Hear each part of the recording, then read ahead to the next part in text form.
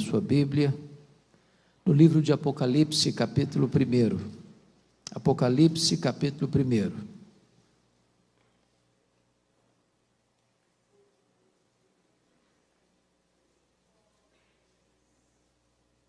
Faremos a leitura do verso 9 ao verso 13.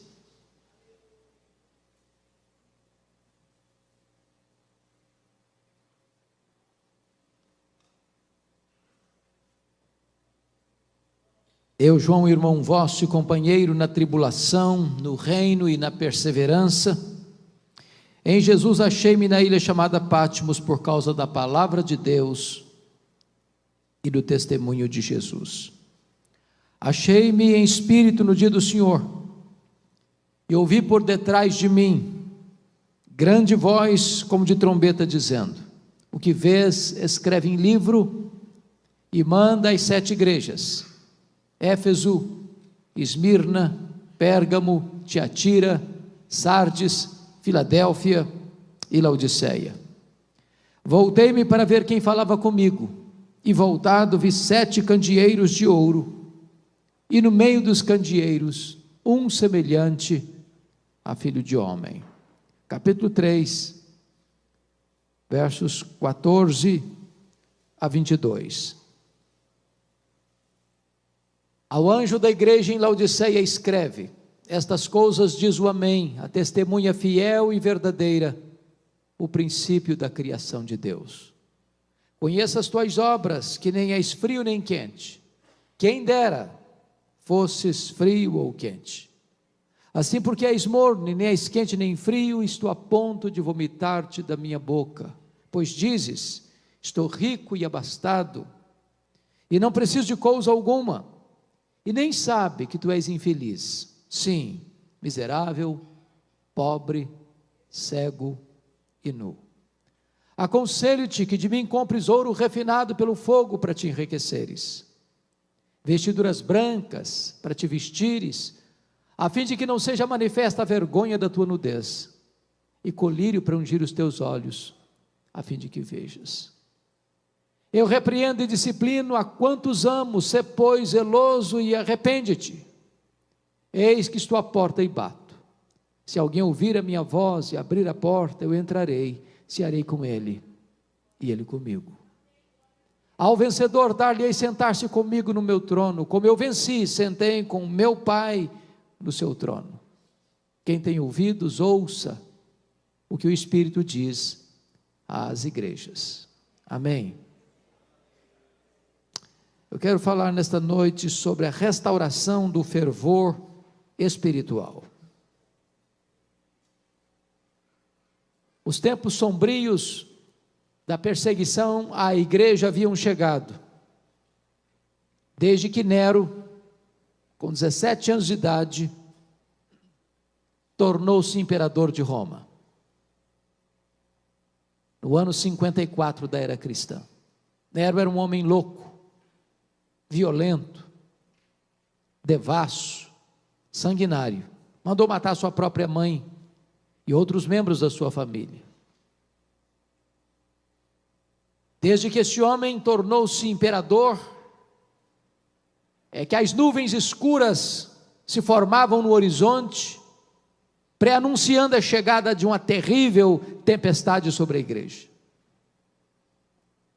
10 anos depois, no ano 64, especialmente no dia 17 de julho de 64, esse mesmo imperador, segundo os melhores historiadores, querendo construir uma Roma mais bela por causa da sua megalomania, colocou fogo na capital do império, e subiu para o alto da torre de Mecenas, vestido de ator, tangendo a sua lira, e enquanto ele assistiu o espetáculo das chamas devorando a cidade de Roma.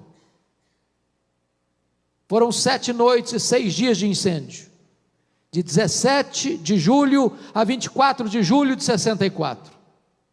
Quando aquele incêndio acabou, a cidade estava destruída. Dos 14 bairros de Roma, 10 deles tinham sido destruídos.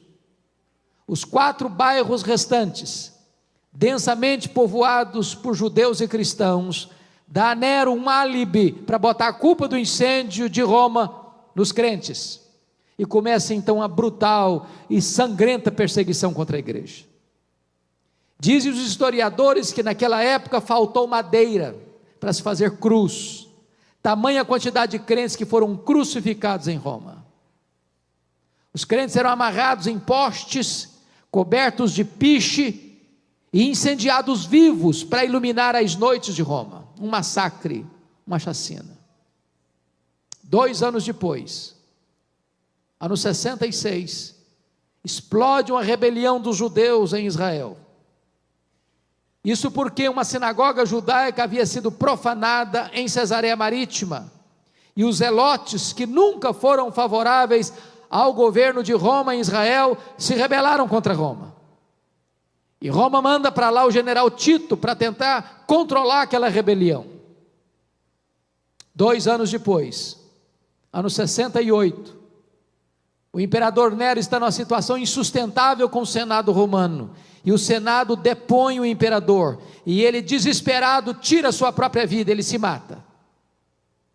2 anos depois, ano 70, a rebelião em Israel está se tornando cada vez mais perigosa, incontrolada, e então o general Tito cerca a cidade de Jerusalém, invade a cidade de Jerusalém, destrói a cidade de Jerusalém, queima o templo da cidade de Jerusalém, e passa o fio da espada a milhares de judeus e cristãos, e promove aquilo que nós chamamos de a maior dispersão dos judeus de todos os tempos, desde o ano 70 até 14 de maio de 1948, quando Israel retorna ao seu território. Nesse mesmo ano 70, o imperador Vespasiano inaugura o Coliseu Romano na cidade de Roma, e numa festa de 100 dias de inauguração, mais de 10.000 crentes foram mortos com requinte de crueldade. Os crentes eram enrolados em peles de animais e jogados nas arenas, para os cães morderem, para os touros pisarem, e para os leões esfaimados da Líbia devorarem. Ano 86, assume o governo de Roma Domiciano, e esse imperador é chamado de o segundo Nero, por causa da perversidade com que ataca a igreja. É o primeiro imperador a arrogar para si o título de Senhor e Deus, pois foi este imperador Domiciano que deportou o apóstolo João, então pastor da igreja de Éfeso, na capital da Ásia Menor, para a ilha do Mar Egeu, a ilha de Patmos. E vale destacar que a essas alturas todos os demais apóstolos do Senhor Jesus já estavam mortos pelo viés do martírio. João era o último representante do grupo apostólico vivo, e certamente a intenção de Domiciano era calar a voz do último apóstolo do Senhor Jesus, e então ele o isolou, ele o encerrou, ele o prendeu naquela ilha vulcânica. Mas quando todas as portas se fecharam para João na terra, Deus abriu-lhe uma porta no céu e disse: sobe para aqui, e eu te mostrarei não as coisas que talvez aconteçam, não as coisas que podem acontecer, eu te mostrarei as coisas que devem acontecer. Na verdade, nos tempos mais sombrios da história, ou nos tempos mais amargos da igreja, Deus continua no trono, e Ele continua governando os destinos do seu povo. Aquele era um dia de domingo, era o dia do Senhor. Quando João, diz a Bíblia, escuta uma voz atrás dele, como voz de trombeta, dizendo: que vês, escreve em livro e manda às 7 igrejas: Éfeso, Esmirna, Pérgamo, Tiatira, Sardes, Filadélfia e Laodiceia. E quando João se volta para ver quem falava com ele, ele não vê quem falava com ele, ele vê 7 candeeiros de ouro, ele vê as 7 igrejas, e no meio das igrejas um semelhante a filho de homem. Na verdade, o mundo só pode ver Jesus na igreja e através da igreja, mas o Cristo que João vê não é o Cristo suando sangue, profundamente angustiado até a morte, prostrado sobre os seus joelhos, com o rosto em terra, clamando e chorando, suando sangue. O Cristo que João vê não é o Cristo angustiado do Getsêmani. O Cristo que João vê não é o Cristo esbordoado e cuspido do sinédrio judaico. O Cristo que João vê não é o Cristo espancado e humilhado e ultrajado do pretório romano. O Cristo que João vê não é o Cristo que caminha exangue debaixo de um lenho pesado, sob os apupos e vaias de uma multidão ensandecida de sangue sedento. O Cristo que João vê não é o Cristo pregado numa cruz, no tosco monte do Calvário, lá suspenso entre a terra e os céus. O Cristo que João vê é o Cristo da glória, é o Cristo vencedor, é o Cristo onipotente, é o Cristo todo-poderoso. Seu cabelo não está mais encebado de sangue e poeira, mas o seu cabelo é branco como a alva neve, como a alva lã. Seus olhos não estão mais empapuçados de sangue, mas os seus olhos são como a chama de fogo. A sua voz não está mais embargada pela sede, é como voz de muitas águas. Os seus pés não estão mais presos ao lenho, mas são como bronze polido. As suas mãos não estão mais esmagadas, mas sustentam a igreja. O seu rosto não está mais desfigurado, mas brilha como o sol no seu fulgor. Quando João vê o Cristo da glória, ele cai como morto aos seus pés. E o Cristo da glória põe a mão direita sobre ele e diz: não temas, João, eu sou o primeiro e o último. Eis que eu estive morto, mas estou vivo pelos séculos dos séculos, e tenho as chaves da morte e do inferno. O Cristo que nós adoramos nesta noite, não é o Cristo que esteve vivo e está morto, mas é o Cristo que esteve morto e está vivo pelos séculos dos séculos. Ele ressuscitou, Ele está vivo, Ele está à destra do Pai, Ele intercede por nós, e Ele há de voltar com grande glória e poder para buscar a sua igreja. O verso 13 nos informa que João o vê no meio da igreja, no meio das igrejas. Eu quero dizer para vocês nesta noite que Jesus também está aqui no meio da igreja. E é porque Ele está aqui que você e eu estamos aqui. É porque Ele está aqui que este encontro é tão importante.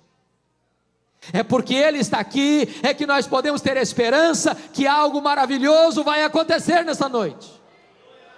É porque Ele está aqui que os cativos podem ser libertos, que os enfermos podem ser curados, que os perdidos podem ser salvos.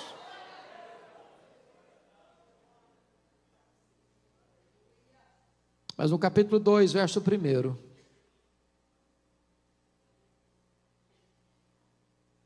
somos informados de que Jesus não está apenas presente no meio da igreja. Está escrito aí que Ele está andando no meio da igreja. Eu quero dizer para você que Jesus não apenas está aqui, Ele está andando entre nós. Ele está andando entre nós para sondar a igreja, para examinar a igreja, para investigar a igreja, para corrigir a igreja, para disciplinar a igreja, para fazer promessas para a igreja. E na medida que Ele anda no meio das igrejas, há um estribilho que se repete em todas as cartas, e o estribilho é este: eu conheço, eu conheço, eu conheço, eu conheço, eu conheço, eu conheço, eu conheço. Para 5 dessas 7 igrejas, Jesus vai usar a mesma expressão. Para a igreja de Éfeso, para a igreja de Tiatira, para a igreja de Sardes, para a igreja de Filadélfia, para a igreja de Laodiceia, Ele vai dizer assim: eu conheço as tuas obras. Aquilo que o seu marido não sabe, Jesus sabe. Aquilo que a sua mulher não sabe, Jesus sabe. Aquilo que seus pais não sabem, Jesus sabe. Aquilo que o seu pastor não sabe, Jesus sabe. Aquilo que você fechou a porta para ninguém ver, Jesus estava lá. Aquilo que você fez escondido, aquele cujos olhos são como chama de fogo, estava vendo. Ele conhece as nossas obras. Mas para a igreja de Esmirna, a mais pobre igreja da Ásia, Jesus vai usar uma outra expressão. Ele vai dizer assim: eu conheço a tua tribulação e a tua pobreza, mas tu és rico. Eu quero dizer para você que Jesus conhece a sua dor, Ele conhece os seus gemidos, Ele conhece as suas lágrimas, Ele conhece as suas noites indormidas, Ele conhece as suas madrugadas insones, Ele conhece os soluços do seu coração, Ele sabe os dramas que você está vivendo lá dentro da sua família, Ele sabe aquilo que machuca e fere a sua vida, Ele sabe. Mas Jesus me choca, porque você e eu temos ideia do que seja uma igreja rica. Nós temos uma ideia do que é isso. O que é uma igreja rica para nós? É uma igreja que tem muitos membros? É uma igreja que tem um templo suntuoso? É uma igreja que tem um orçamento robusto? É uma igreja que tem muita gente influente na sociedade? Essa é a visão que nós temos. Mas é curioso que Jesus se dirija à mais pobre igreja da Ásia, dizendo assim: eu conheço a tua pobreza, mas tu és rico. Porque o importante não é ser rico na terra, é ser rico no céu. O importante não é ser rico na avaliação dos homens, é ser rico no entendimento de Deus. Por outro lado, a igreja mais rica da Ásia, a igreja que tinha a melhor autoestima da Ásia, a igreja que se olhava no espelho e dava nota máxima para si mesma, a igreja que dizia: eu estou rica e abastada e não preciso de coisa nenhuma. Jesus olha e faz um outro diagnóstico e diz: não, tu és pobre, miserável, cego, nu. Para a igreja de Pérgamo, entretanto, Jesus vai usar uma outra expressão. Ele vai dizer assim: eu conheço o lugar onde tu habitas, onde está o trono de Satanás. E talvez você pergunte: mas por que Jesus disse isso acerca da igreja de Pérgamo? E nós poderíamos ter pelo menos duas pistas para entender o que Jesus está falando. Vocês sabem que Pérgamo era a segunda maior cidade da Ásia, só perdia para Éfeso, que era a capital. Quando se disputava na Ásia Menor qual cidade construiria o primeiro templo de adoração ao imperador romano como um deus, Pérgamo ganhou a concorrência de Éfeso, e Pérgamo construiu o primeiro templo de adoração ao imperador. Possivelmente o que Jesus está dizendo é que qualquer lugar onde um homem seja venerado e cultuado e adorado, aí está o trono de Satanás, porque o humanismo é satânico. Todo culto à personalidade é de inspiração satânica. A segunda razão, possivelmente, é porque Pérgamo hospedava o templo de Esculápio. E Esculápio era o deus da cura. E esse deus pagão, Esculápio, era representado por uma serpente. E pessoas iam do mundo inteiro a Pérgamo para serem curadas por esse deus serpente chamado Esculápio.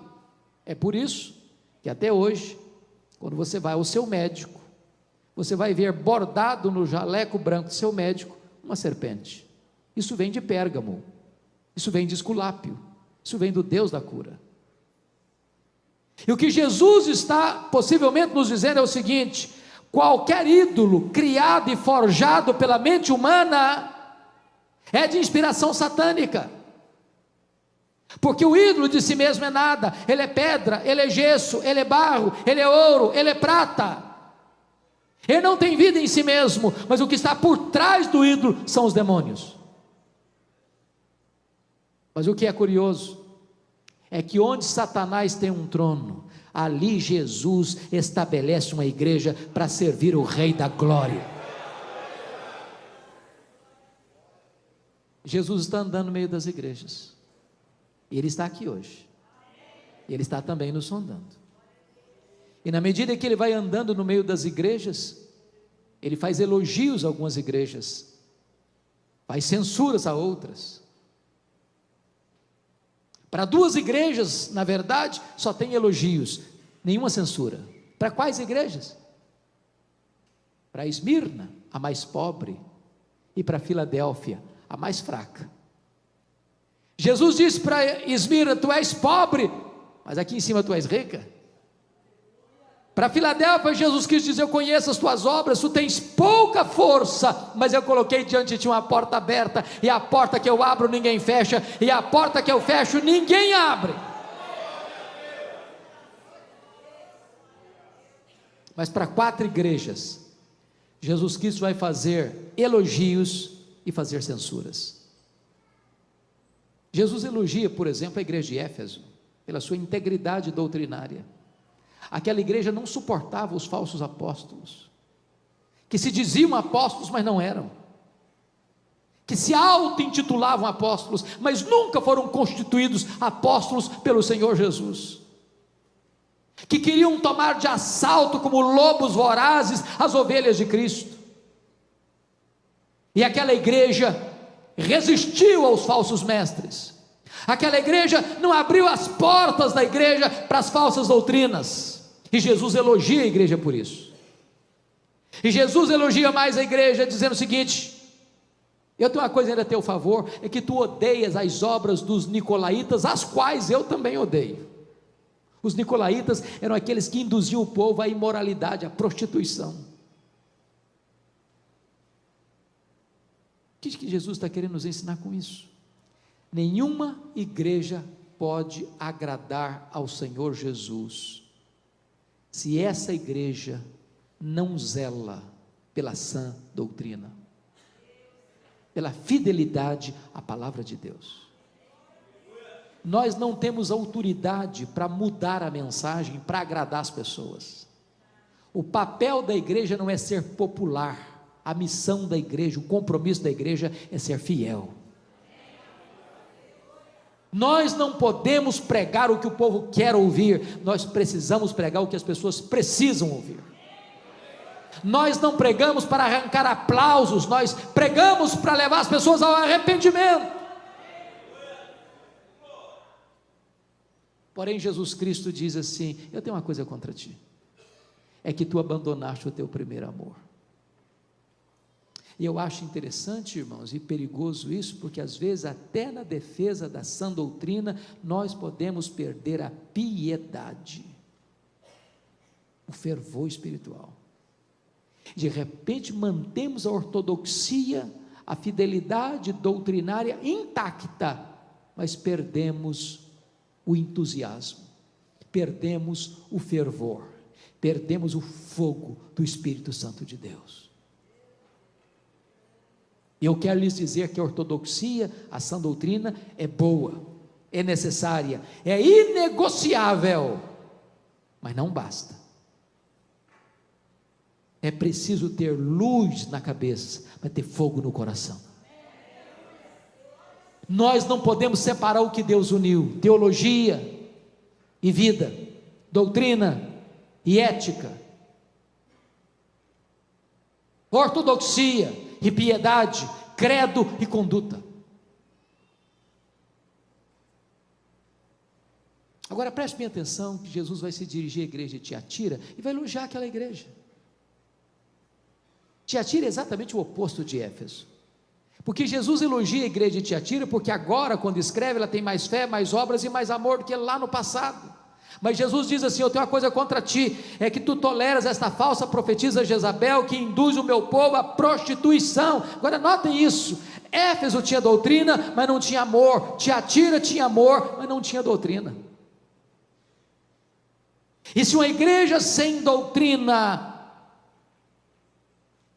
com doutrina, mas sem amor, não agrada a Jesus. Uma igreja com amor, mas sem doutrina, também não agrada a Jesus. Nós poderíamos ser a igreja mais acolhedora da cidade, nós poderíamos ser a igreja com maior entusiasmo de comunhão na cidade, mas se nos falta a verdade, então não podemos agradar a Jesus. Jesus se dirige à igreja de Pérgamo e elogia aquela igreja, porque tem gente tão fiel na igreja de Pérgamo a ponto de morrer pela sua fé. Está escrito aí que o líder da igreja, Antipas, foi martirizado entre eles, e diz os historiadores que ele morreu carbonizado dentro de um boi de bronze.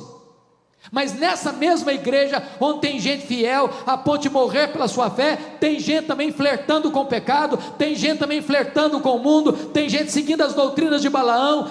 Aquelas pessoas, quem era Balaão? O profeta que vendeu a sua consciência por dinheiro, o profeta que induziu o povo ao pecado por causa do lucro. Numa mesma congregação, tem gente andando com Deus e tem gente andando no pecado.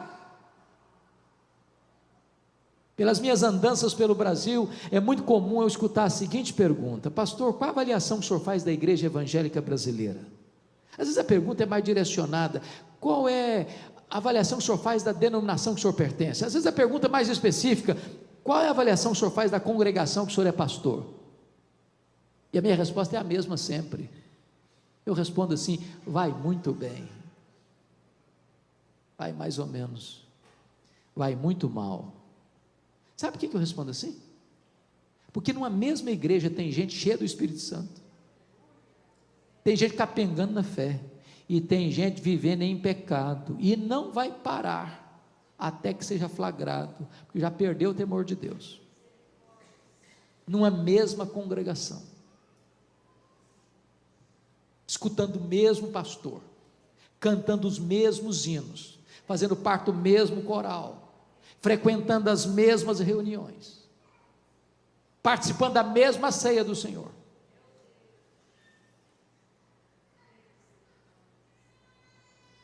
Jesus elogia a igreja de Sardes. Na verdade, aquela igreja tinha um nome na cidade, uma igreja viva, diríamos hoje, uma igreja avivada, talvez um culto vibrante, talvez uma liturgia cheia de emoção. Mas Jesus olha, faz um outro diagnóstico: não, você está morta. Tem uns poucos aí ainda que não contaminaram as suas vestiduras. E Jesus, irmãos, me choca tanto, porque o diagnóstico dele difere tanto do meu às vezes. Para a igreja que diz que é pobre, Jesus diz que ela é rica. Para a igreja que diz que ela é rica, Jesus: não, você é pobre. Para a igreja que diz que está viva, Jesus diz: não, você está morta. Para a igreja que é fraca, Jesus: não, mas eu coloquei diante de você uma porta aberta. O que é importante não é a opinião que eu tenho de mim mesmo. O que é importante não é a opinião que os outros têm de mim mesmo. O que é importante é o que Jesus diz a meu respeito. Nós podemos estar enganados a respeito de nós mesmos, os outros podem estar enganados acerca de nós mesmos, mas Jesus não tem uma opinião, Jesus tem um diagnóstico. Ele está andando no meio das suas igrejas. Mas agora, queridos, eu gostaria que todos abrissem comigo a Bíblia, no capítulo 3, versos 14 a 22, porque para uma das 7 igrejas, Jesus não faz nenhum elogio, apenas censura. A igreja de Laodiceia. E eu queria que nós pudéssemos debruçar um pouquinho agora sobre esse texto, porque esta igreja, curiosamente, é a igreja que tem a melhor autoestima da Ásia. Se fosse fazer uma avaliação, cada um avaliar a si mesmo, essa igreja teria a melhor nota. Se fosse perguntar na cidade qual igreja tiraria a melhor nota, essa ganharia também. Mas essa é a única igreja que está provocando náuseas no Filho de Deus. E eu queria olhar para esse texto sobre 3 perspectivas. Dos versos 15 a 17, Jesus está fazendo um diagnóstico. Dos versos 18 a 20, Jesus está fazendo um apelo. Dos versos 21 a 22, com base no verso 14, Jesus está fazendo uma promessa. Portanto, nós vamos falar de 3 coisas agora: diagnóstico, apelo, promessa. Eu não sei se você já parou para perguntar o seguinte: por que Jesus usou as figuras que usou aqui nessa carta? Por exemplo, frio, quente, morno, ouro puro, vestes brancas, colírio. Por que ele está usando essas figuras? Certamente não são figuras aleatórias. Jesus era o maior e é certamente único em comunicação. Jesus não era apenas fiel, ele era também relevante. Jesus não era daquele tipo de pregador que dava respostas para perguntas que não estavam sendo feitas. Jesus conhecia o texto e conhecia o contexto, ele conhecia o povo e conhecia a cultura. Por que ele usou essas figuras? Por exemplo, por que ele usou essa figura? Conheça as tuas obras, que nem és frio nem quente. Quem dera fosses frio ou quente, mas porque tu és morno, nem és quente nem frio, estou a ponto de vomitar-te da minha boca. Por que ele disse isso? Vocês sabem? E a cidade de Laodiceia ficava na região mais rica da Ásia Menor, no chamado Vale do Rio Lico. E nesse Vale do Rio Lico ficavam 3 cidades, 9 quilômetros distantes uma da outra: a cidade de Herápolis, a cidade de Colossos e a cidade de Laodiceia. As cidades eram tão próximas que quando Paulo escreveu sua carta aos Colossenses, ele pede para que a mesma carta fosse lida na igreja de Herápolis e na igreja de Laodiceia, porque era uma micro-região, era uma única região urbana. Curiosamente, Hierápolis era a cidade das fontes das águas quentes, era a nossa Caldas Novas brasileira. De uma montanha rochosa chamada Castelo de Algodão, rochas calcárias brancas, brotam águas quentes que vão formando e caindo em cascatas, formando piscinas naturais, e as pessoas vinham e vêm até hoje do mundo inteiro para tomar banhos terapêuticos nas águas quentes de Herápolis. Do outro lado do rio Lico ficava Colossos, mundialmente conhecida pelas suas fontes de águas geladas, de águas frias, que também eram águas terapêuticas. Porém, Laodiceia, a maior das 3 cidades, não tinha fontes nem de águas quentes, nem de águas geladas. As águas que chegavam em Laodiceia vinham das montanhas por meio de aquedutos e chegavam lá mornas, tépidas, impróprias para beber e impróprias para uso terapêutico. E Jesus pega o gancho da geografia e diz: quem dera tu fosses quente como as águas de Herápolis, quem dera tu fosses frio como as águas de Colossos, mas porque tu és morna como as águas que chegam na cidade, eu estou a ponto de vomitar-te da minha boca. Por que Jesus a figura do ouro? É porque Laodiceia era o maior centro bancário da Ásia Menor, era a cidade dos endinheirados. E Jesus diz: vocês se orgulham tanto da riqueza de vocês, pois espiritualmente vocês estão pobres. Por que Jesus usa a figura das vestes? Porque Laodiceia era o maior centro têxtil da Ásia Menor, multiplicavam-se as fábricas de roupa, a lã negra era mundialmente conhecida, produzida naquela cidade, e Jesus diz: vocês se orgulham tanto das suas fábricas de roupa, pois espiritualmente vocês estão nus. Por que Jesus usou a figura do colírio? Porque Laodiceia era o maior centro oftalmológico da Ásia Menor, multiplicavam-se as clínicas de tratamento de doenças dos olhos, o pó frígio era um remédio quase milagroso na época, e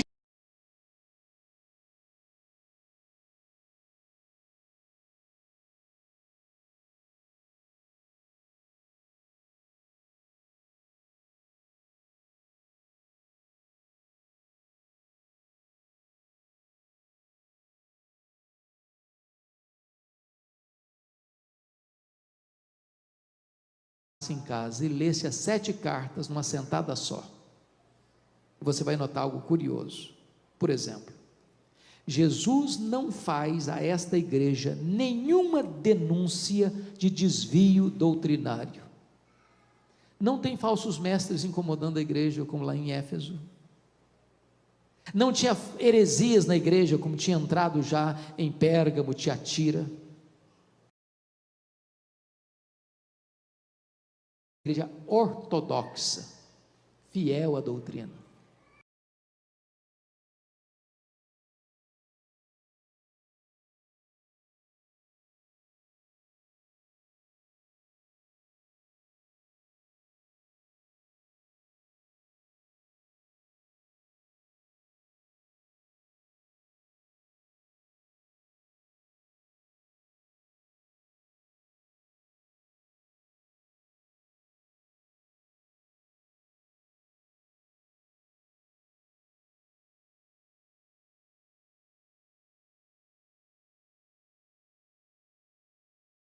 Problema moral na igreja de Sardes, mas não há denúncia de Jesus de problemas morais na igreja de Laodiceia, não tinha escândalos na igreja, a liderança não tinha que disciplinar nenhum membro,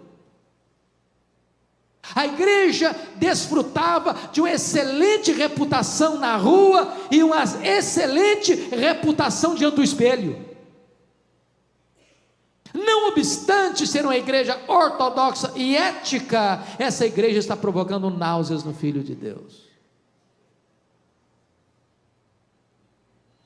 Terceiro lugar, leia as cartas, e você não verá nenhuma denúncia de Jesus, ou nem observação de Jesus acerca de pobreza material. Como tinha pobreza material em Esmirna, como tinha pobreza material em Filadélfia, a igreja de Laodiceia é próspera, a igreja é rica. Os teólogos da prosperidade não fariam sucesso nenhum lá, porque não tinha, todo mundo já era rico.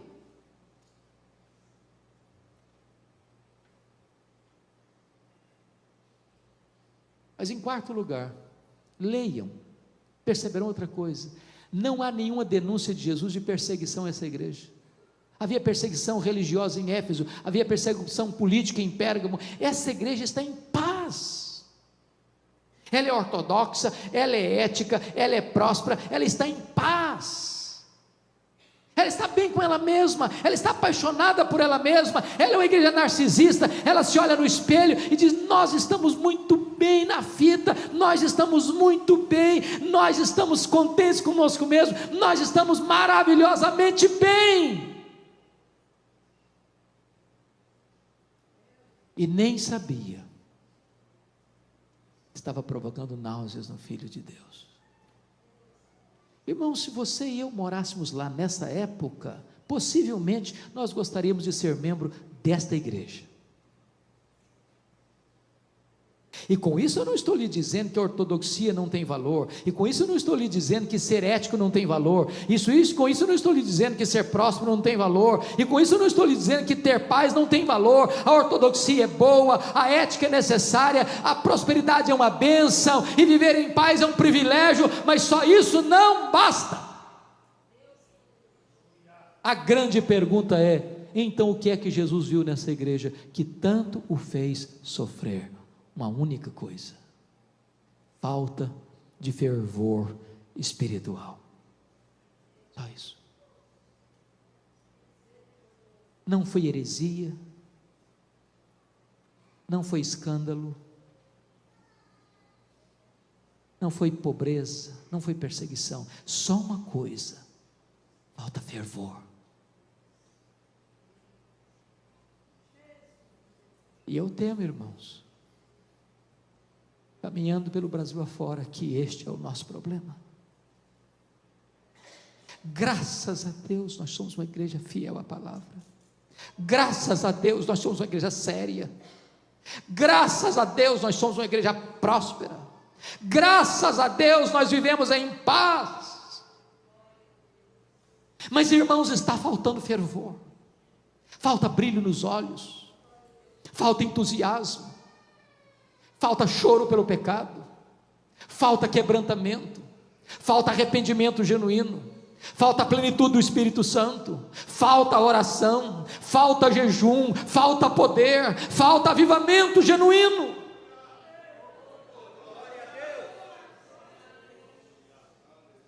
Preservamos a ortodoxia, preservamos a sã doutrina, preservamos a ética. Deus tem nos dado além do que nós necessitamos. Vivemos em tempos de paz relativa, mas, amados irmãos, está faltando fogo, o fogo do Espírito Santo de Deus, o fogo que ilumina, o fogo que aquece, o fogo que purifica, o fogo que alastra.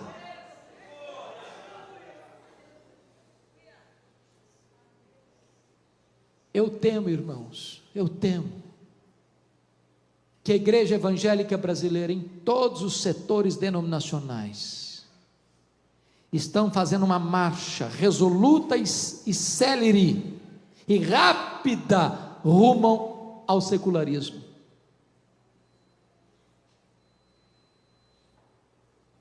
A vida dos crentes não é tão diferente daqueles que não são crentes. O número de divórcio dentro das nossas igrejas é quase o mesmo fora da igreja. O número de rapaz e moça que vai para a cama com um namorado é quase a mesma quantidade daqueles que não são crentes. O número de crente que mente no seu trabalho, que é desonesto nos seus negócios, é quase o mesmo daqueles que não são crentes.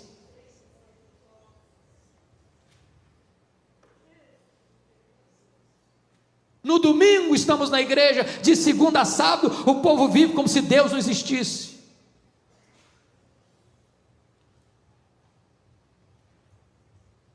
Eu não sei como é que os irmãos têm lidado, mas eu confesso que às vezes eu me angustio profundamente com algumas coisas que estão acontecendo hoje. As nossas festas de casamento dos crentes, em muitos lugares no Brasil, estão se tornando uma vergonha. Você faz um culto precioso, abençoado na igreja, aí você vai para um rico cerimonial, e quanto mais rica a família, pior fica. E lá no cerimonial o pau quebra. A música que rola lá não tem nada a ver com Deus mais. Há famílias onde serve todo tipo de bebida alcoólica, e as luzes se acendem, o povo de Deus cai na pista de dança, e voltam para casa trocando as pernas, bêbados. Eu não estou falando de gente incrédula, estou falando de gente crente, falando de liderança espiritual. Olha para lento retrovisor e veja onde foram parar as igrejas que entraram nesse caminho. Eu conheço liderança de pastores e presbíteros que tem a confraria do uísque e do charuto. Eu conheço lugares onde a juventude sai de uma reunião de estudo da Bíblia e vai para balada, para boate. Eu conheço presbíteros que acabam de fazer um discipulado e chamam o seu discipulando para tomar um copo de uísque com ele.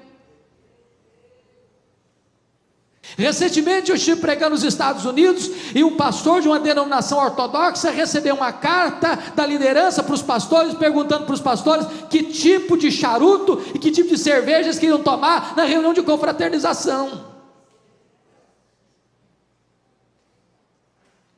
Meus amados irmãos,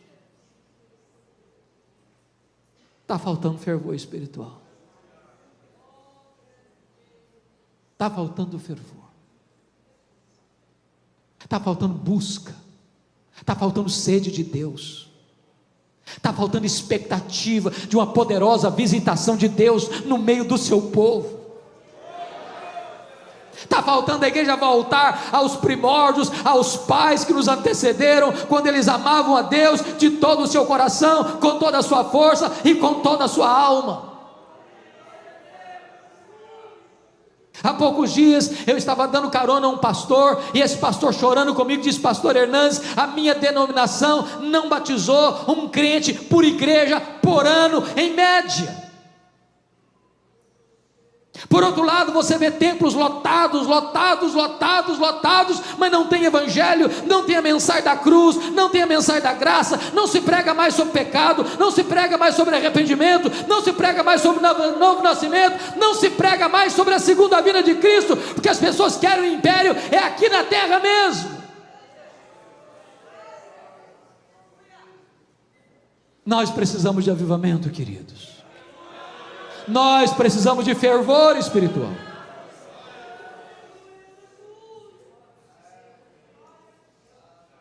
Depois que Jesus Cristo faz o diagnóstico, nos versos 18 a 20, ele vai fazer um apelo. E que eu acho maravilhoso é que Jesus se apresenta à igreja no verso 18 como um mercador, como um mascate, como um vendedor ambulante. Aconselho-te que de mim compres ouro refinado pelo fogo, a fim de te enriqueceres, vestiduras brancas, a fim de te vestires, para que não seja manifesta a vergonha da tua nudez, e colírio para ungir os teus olhos, a fim de que vejas. Jesus poderia dar ordens, mas ele dá conselhos. Mas ele nos dá uma pista: como restaurar o fervor. Porque você e eu conhecemos pessoas e igrejas que na busca do fervor se perderam, pelos atalhos das doutrinas falsas, dos experiencialismos perigosos. E Jesus está nos dando a dica que: aconselho-te que tu compres de mim, que tu compres de mim, que tu compres de mim. O único que pode restaurar o fervor no coração da igreja é o Senhor Jesus. Nós não temos que correr atrás da última novidade do mercado da fé, nós temos que nos voltar para Jesus. É Ele quem aquece o nosso coração, é Ele quem inflama a nossa alma. É quando nós o enxergamos na beleza da sua glória, é que o nosso coração derrete. Quando aqueles dois caminhantes de Emaús tiveram seus olhos abertos para contemplar o Cristo da glória, diz a Bíblia que os olhos se abriram e o coração aqueceu. E quando os olhos se abrem, o coração aquece, os pés se apressam. E quando os olhos se abrem, o coração aquece, os pés se apressam, a boca se abre para proclamar Jesus Cristo como ressurreto dentre os mortos.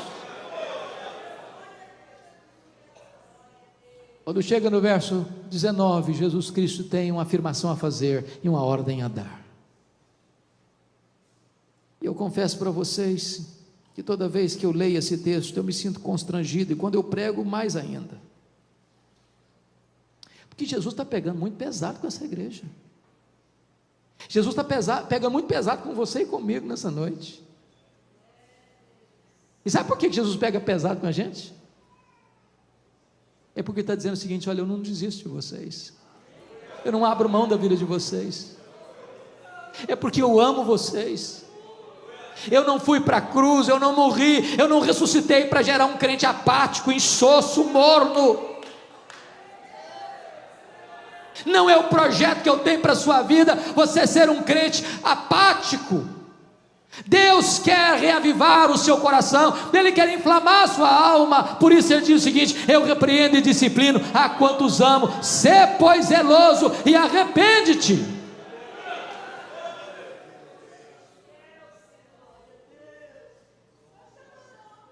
Quando chega o verso 20, Jesus Cristo se apresenta mais uma vez e diz: eu estou à porta e bato. Se alguém ouvir a minha voz e abrir a porta, eu entrarei, cearei com ele e ele comigo. Mas preste bem atenção aqui, irmãos, do perigo, porque a igreja de Laodiceia, ele está muito feliz com ela mesma. Eu diria que essa igreja está embriagada, apaixonada por ela mesma. Ela se olha no espelho, está encantada com ela. Tudo acontece para ela, com ela, por ela. Ela se basta, ela está satisfeita, ela se reúne para ela, ela prega para ela canta para ela oferta para ela, tudo gira em torno dela. E aqui é um grande risco, irmãos, de nós nos reunirmos, de nós pregarmos, de nós cantarmos, de nós ofertarmos, e Jesus está do lado de fora, querendo entrar. E ele insiste: eu estou à porta, eu estou à porta, eu estou batendo, eu quero entrar, e se você abrir a porta, eu vou entrar, eu vou cear com você, você vai cear comigo. Que Jesus nos convide a cear com Ele é um milagre, mas que Ele queira cear conosco é graça. E a única maneira deste fogo acender em nosso coração é nós sentarmos-nos aos pés de Jesus, ao redor de Jesus, à mesa com Jesus, e termos intimidade com Jesus.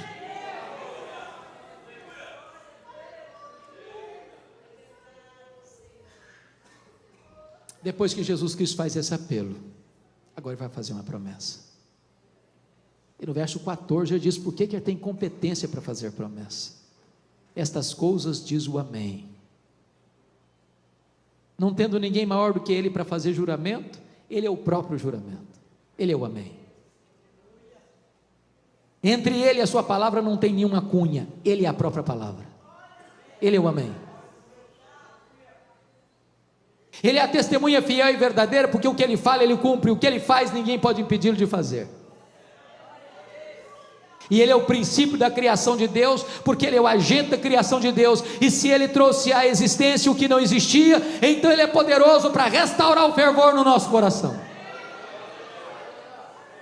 E no verso 21 ele vai fazer a promessa: ao vencedor dar-lhe-ei sentar-se comigo no meu trono, como eu venci e sentei com meu Pai no seu trono.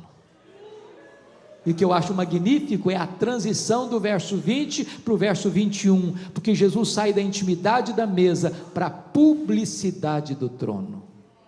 Quem se assentará com ele publicamente no trono? Quem assentou-se com ele intimamente à mesa.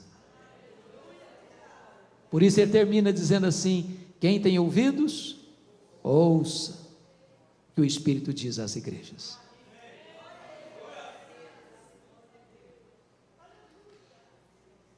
Em julho de 2011 eu fui visitar essas 7 igrejas, percorri cidade por cidade, igreja por igreja, e eu confesso para vocês que não contive as lágrimas algumas vezes, porque essas 7 igrejas da Ásia, hoje da Turquia, estão literalmente mortas, todas elas.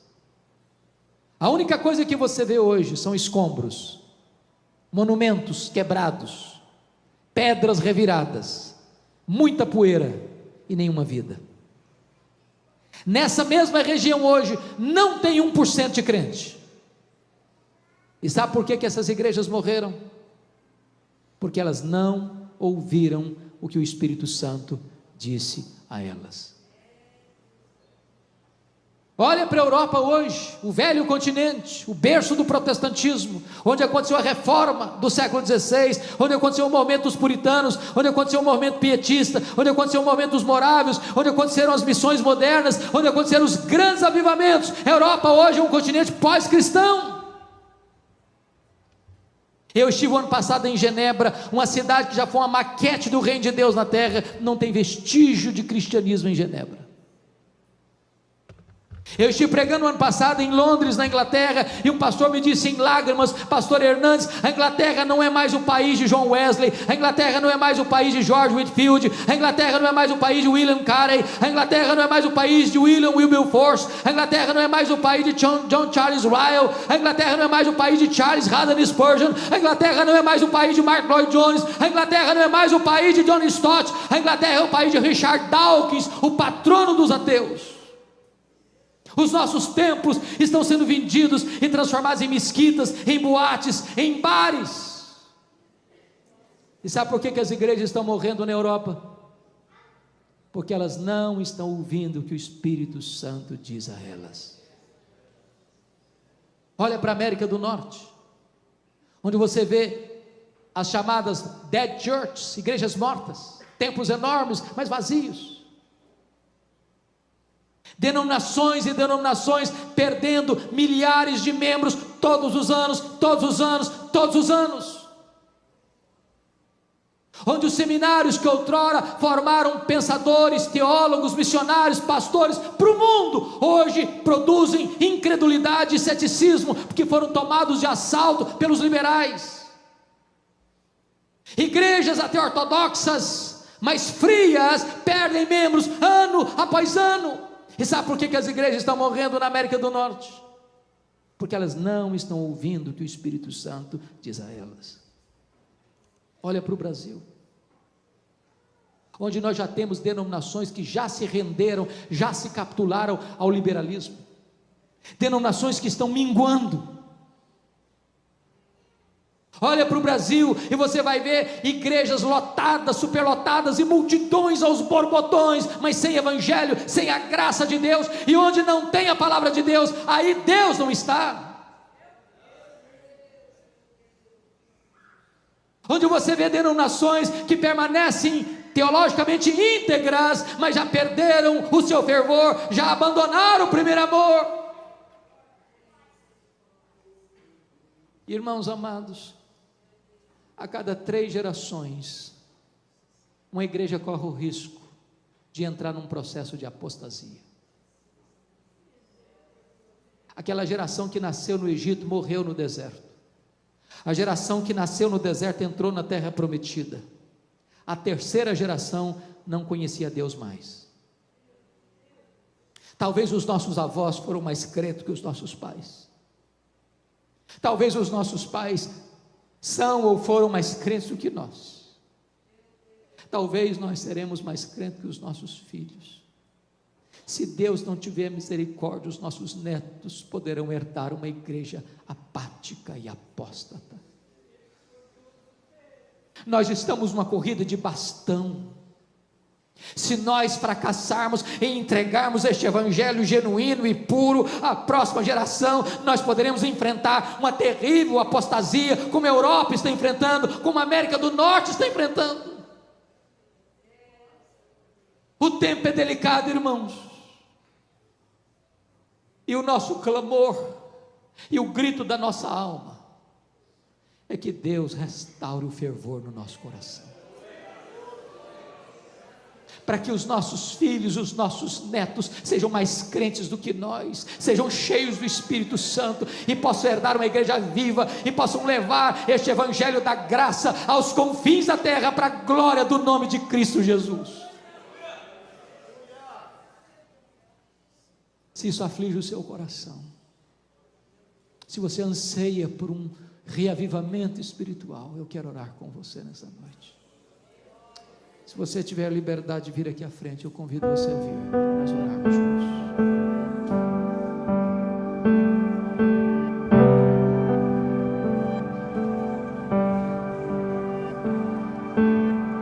Se você quiser vir aqui à frente, pode vir. Nós vamos orar juntos.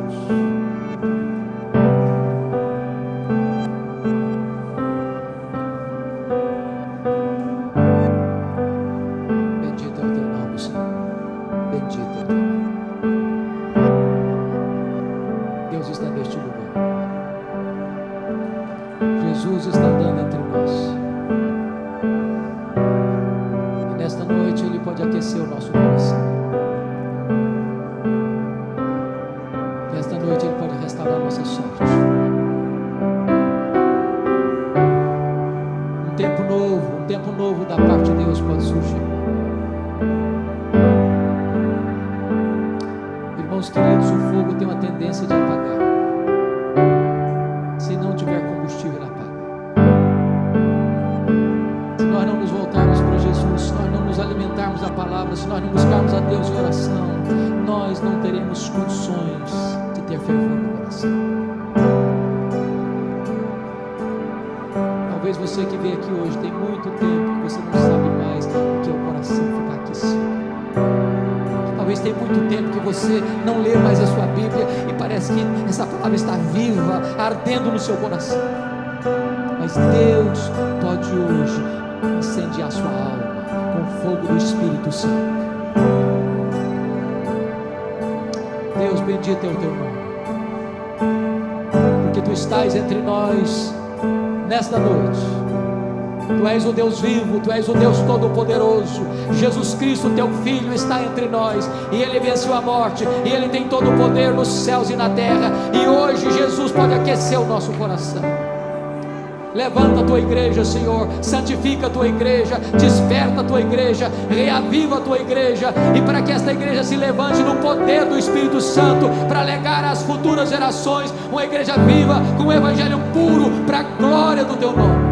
Santifica o Teu povo, fortalece o Teu povo, reanima o Teu povo, restaura a sorte do Teu povo e reaviva a Tua obra no decorrer dos anos, para o louvor da Tua glória, aleluia, em nome do Senhor Jesus, amém e amém. Louvado seja Deus, louvado seja Deus. Dê um abraço ao seu irmão.